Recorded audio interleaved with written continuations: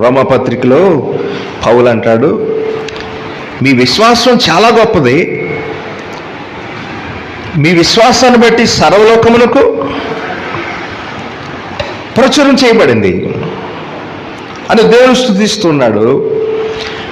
అయితే అదే పత్రికలో మరొక మాట ఏమంటాడంటే, మీ విశ్వాసమునకు మీరు విధేయులగినట్లు. రెండు విషయాలు గుర్తుపెట్టుకోండి.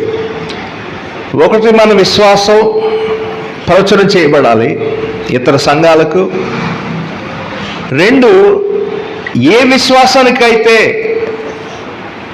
మీరు కట్టుబడి ఉన్నారో అదే విశ్వాసానికి మీరు విధేయులుగా జీవించడం. విశ్వాసం విధేయత తీసుకురాకపోతే ఆ విశ్వాసం వ్యర్థం. ఎందుకు ఆ విశ్వాసం? అందుకే రెండు విషయాలు గుర్తుపెట్టుకుంటారు. రోమపత్రిక 1వ అధ్యాయం 8వ వచనంలో విశ్వాసం ప్రచురం చేయబడాలి.